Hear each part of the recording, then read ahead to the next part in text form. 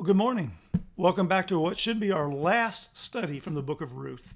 Hope you've enjoyed as much as I have. Hopefully you've learned a lot along the way about not only the Old Testament, key characters and figures. Hopefully you've been reminded of the importance of the theme of covenant throughout the Old Testament as it holds together God's promises with his people. But hopefully perhaps along the way you've also learned a little bit about yourself, where your faith resides, what kind of faith you have, how strong is your hope in God's promises. Would you have been like Naomi? Would you have gone home empty-handed, trusting not for people to take care of you, but ultimately really believing that God would one day provide for you yet again? Could you have done what Ruth did and follow home someone you hardly knew in one sense? She was your mother-in-law, but she's taking you to a home you've never been to. She's bringing you to a people you did not know, but she's introduced you to a God that you'll be forever glad you did know. This morning we're looking at the end of the story of Ruth, beginning in chapter 4, looking at verse 13 and to the end. And rather than being kind of concluding thoughts, in many ways, this last two paragraphs are the important part of this story. Because now the story moves beyond the drought, beyond the famine, beyond Naomi. It's bigger than Ruth. It goes beyond the story of Boaz. It's the story, in one sense, of the Old Testament. In another sense, it's the story of redemption altogether. So let's begin in verse 13, and let's read this paragraph. Let's wrap it up, and then we'll come back to the final concluding words at the end. So Boaz took Ruth, and she became his wife. And he went into her, and the Lord gave her conception, and she bore a son. Then the women said to Naomi, "Blessed be the Lord, who has not left you this day without a redeemer, and may his name be renowned in Israel. He shall be to you a restorer of life and a nourisher of your old age. For your daughter-in-law who loves you, who is more to you than 7 sons, has given birth to him." Then Naomi took the child and laid him on her lap and became his nurse.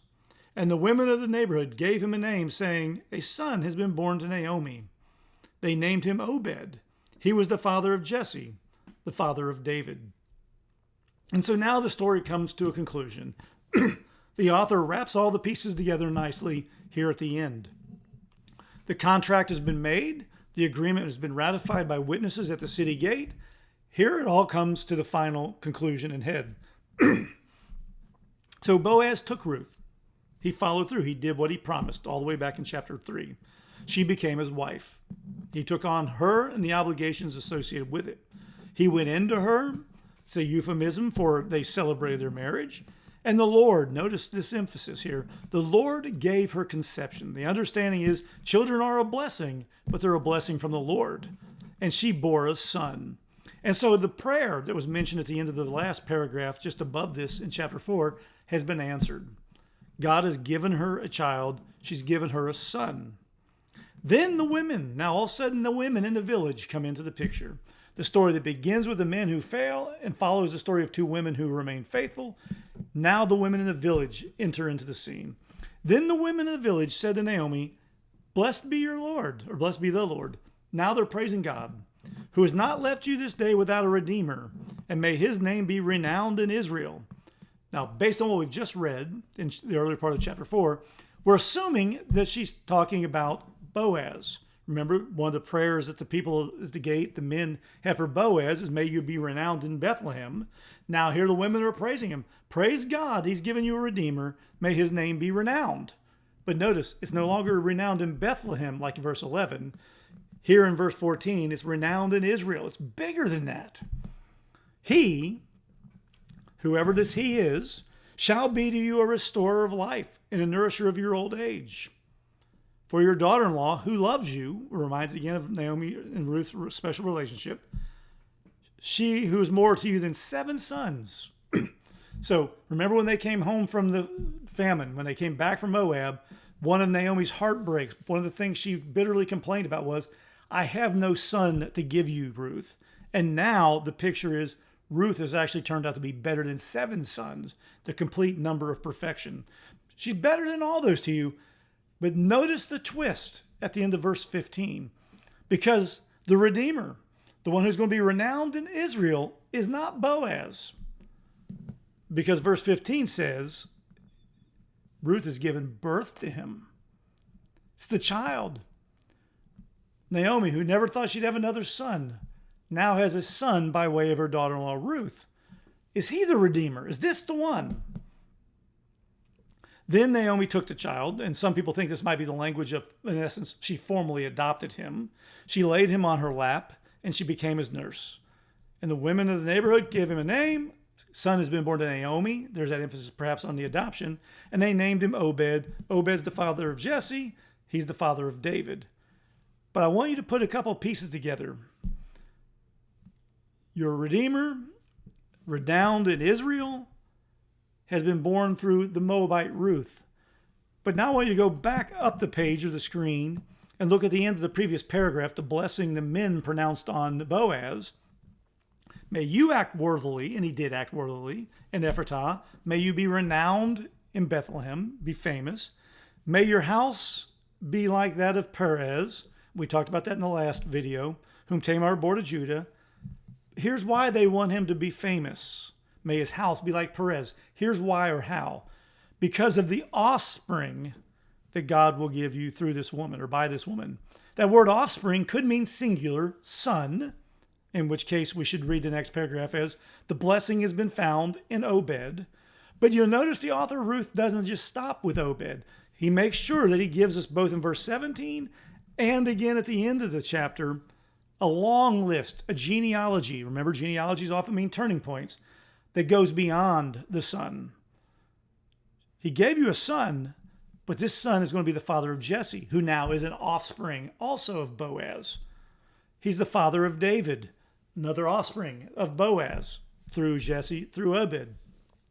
And so the prayer for offspring might have been fulfilled simply with Obed, but the fact that the author wants us to know who the offspring brings into the world, who his offspring are, the author wants us to know for certain that the blessing that has been brought in is going to bring renown to Bethlehem.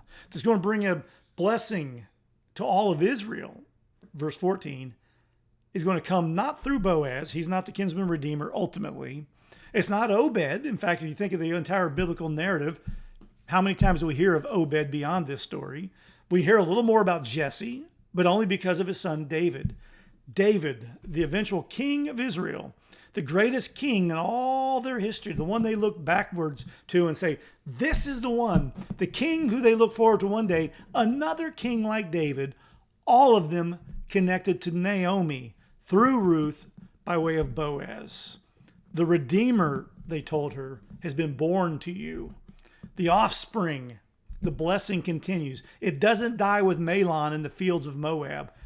He's alive. The family tree, the legacy will continue on. The promise of God, the covenant, doesn't end here, but now it lives even longer. Through Obed, his name was father of Jesse, the father of David.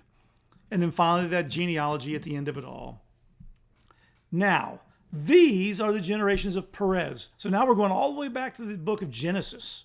That child born out of that strange relationship between Judah and his daughter-in-law, who thought her future was over until God in his own way provided a son for her. These are the generations of Perez. Perez fathered Hezron.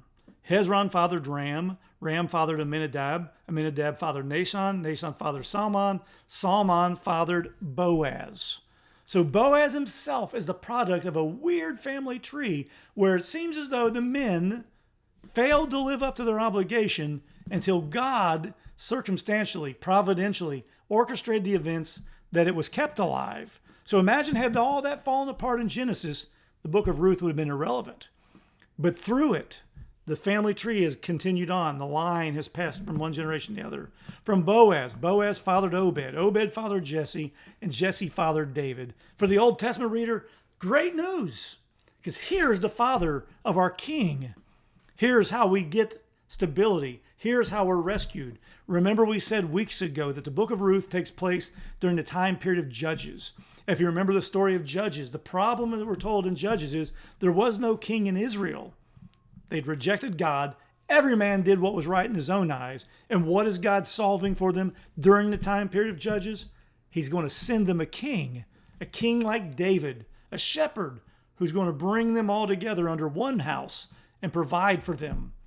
But ultimately, that's not the end of the story either. If you go to the book of Matthew, we're told at the very beginning of Matthew, this is the beginning of the gospel of Jesus Christ, the son of David. Without the story of Ruth, there is no David. Without her faithfulness, without her willingness to follow Naomi home and trust that one way or another, God would provide for the people, we wouldn't have the resolution of the story. But because of their faithfulness, because of Ruth's willingness to go wherever Naomi went, to follow her back to the land, because God had made a promise, Naomi believed ultimately one day he would keep it. The story of Ruth ends with him keeping it, but the story of Ruth also ends with a promise that it ain't over yet. One day that offspring that the Lord will give you by the way of Ruth will be ultimately the real kinsman redeemer. And we spend the rest of the Old Testament finally seeing it fulfilled in the New Testament, that here is the kinsman redeemer, a descendant not only of Mary and Joseph, but a descendant of Boaz, a descendant of Perez, a descendant of Judah, by way of these unusual women: Tamar, the overlooked daughter-in-law; Bathsheba, the prostitute from Jericho; and Ruth, the Moabite, all who trusted God to do what was necessary to take care of them. So not only do we ask, do you know the son of Boaz, Jesus? Do you have faith in him? Do you believe he's the Messiah?